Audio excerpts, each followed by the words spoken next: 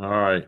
So, Fight News fans, we're privileged here today to have, well, we're going to have two of the main event fighters for the upcoming Dirty Boxing event. And this is a first for Fight News to actually, we've run some Dirty Boxing previews and results before, but we haven't interviewed any participants. So this is a privilege.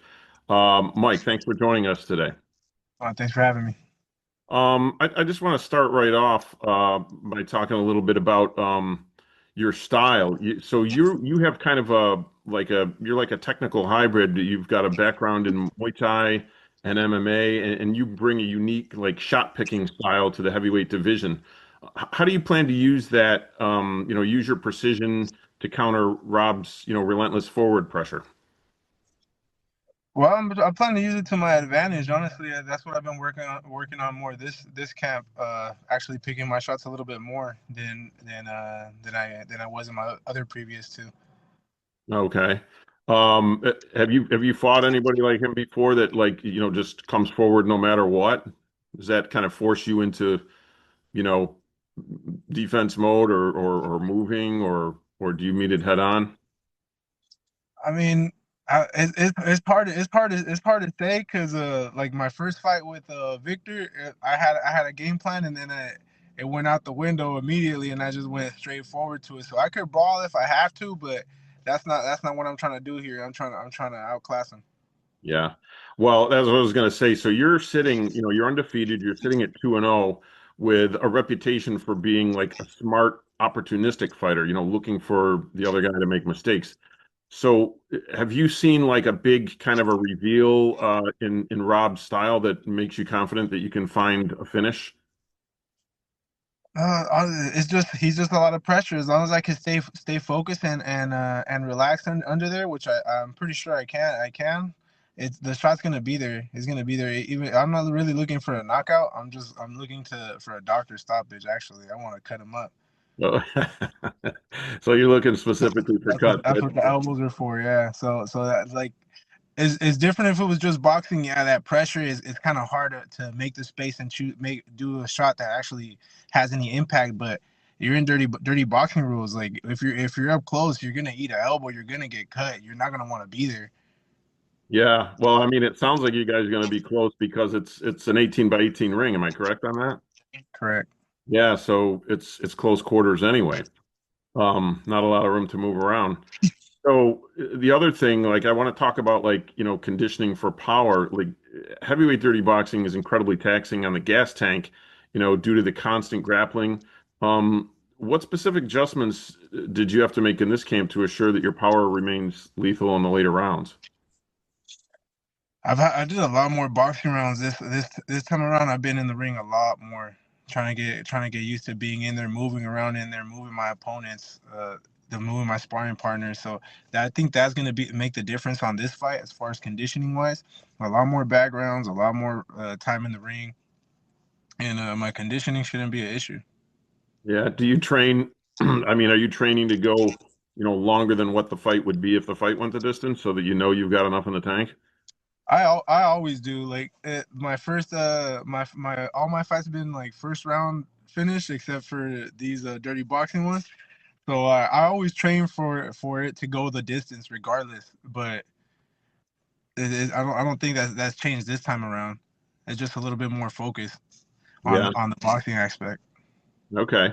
So to the fans, like Fight News fans, readers that are new to this sport, can you explain like the technical skill involved in dirty boxing, like the bicep thumbing or the framing, that keeps the fight active and exciting even when the fighters are chest to chest?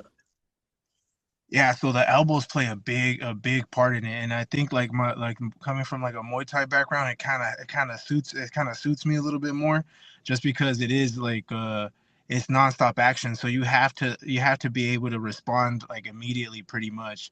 Like once they're up close, you got to give them something to worry about, to not want to be in there with you and be in that range you actually want them to in the boxing.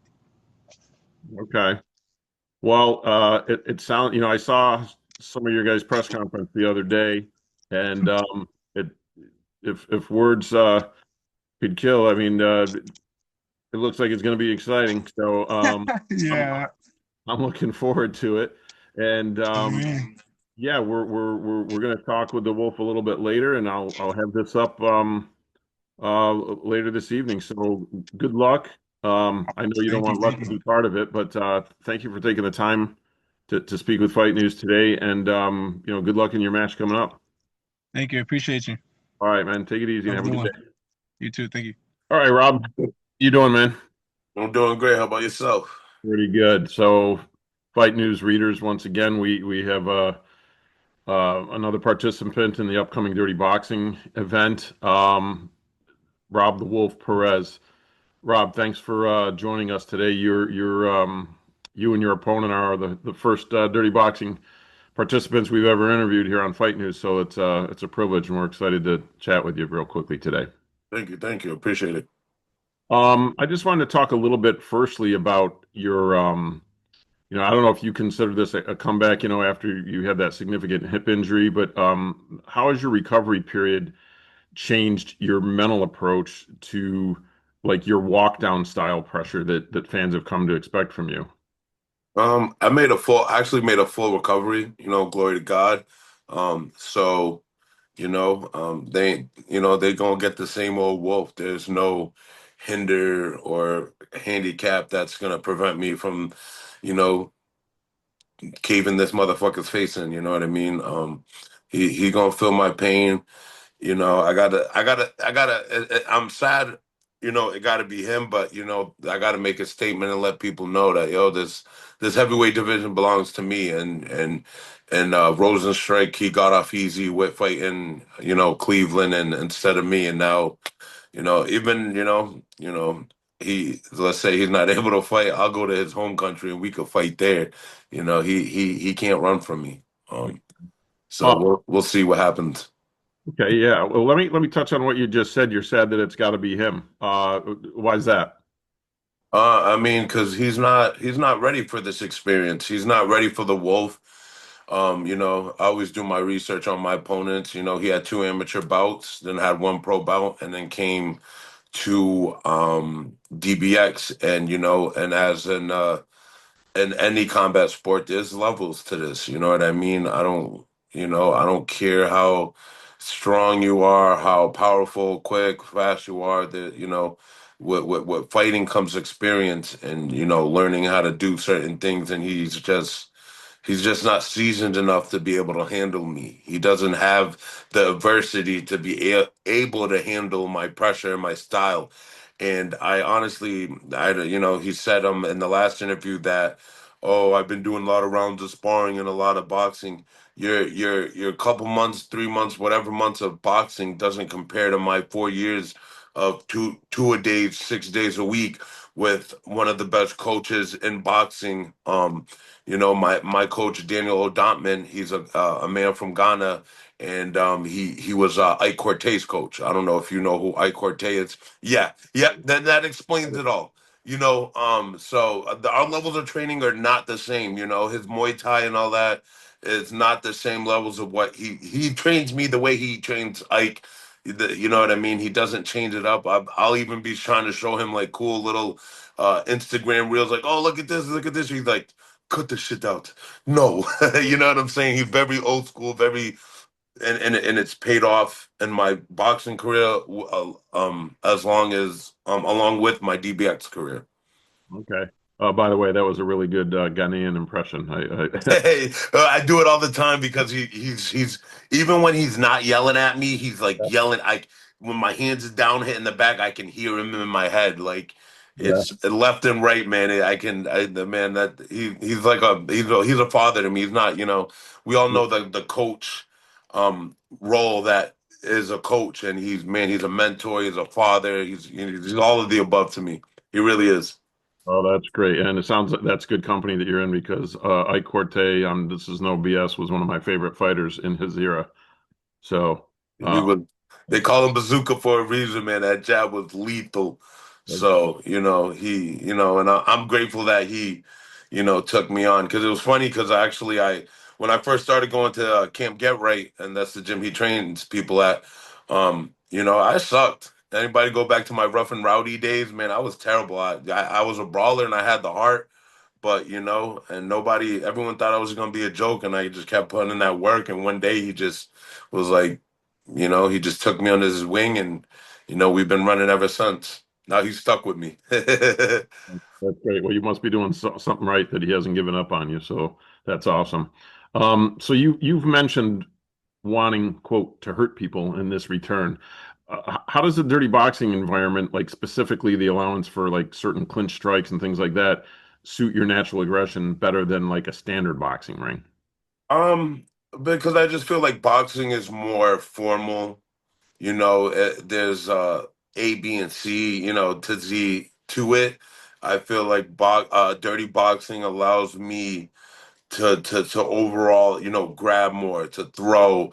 They're more lenient when certain stuff that in boxing, traditional boxing, you're not very more allowed to do, or the refs won't allow it as much, or it's more frowned upon in the public eye, and I don't even see it as dirty, but I just see it as a like a bar fight, and I'm just able to just beat on people. I don't have to worry about the technical side. I don't really have to use my IQ as much as you do in boxing, because at the end of the day, boxing is very technical. You have to be smart in there. You can't just I try to fight the way I fight in DBX and boxing, man. I won't. You won't last as long, man.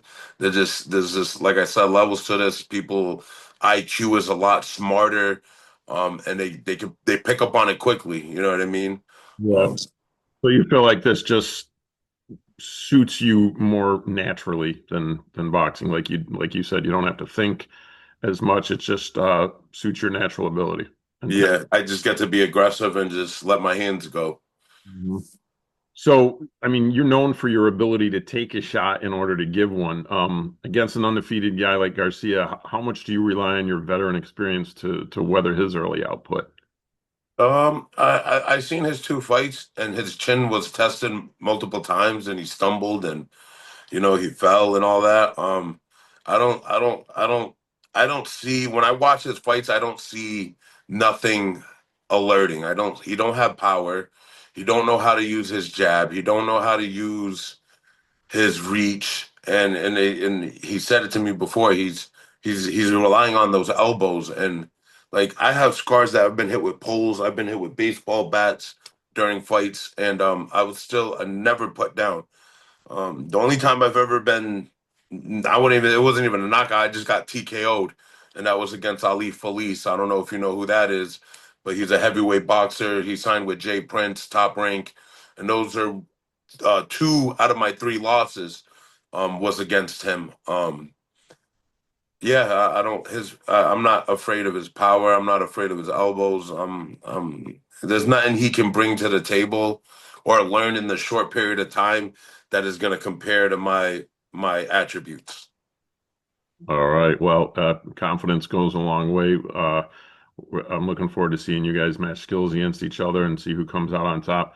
Now, I have to ask you, I was told to ask you, with your nickname, the Wolf, do we get a howl?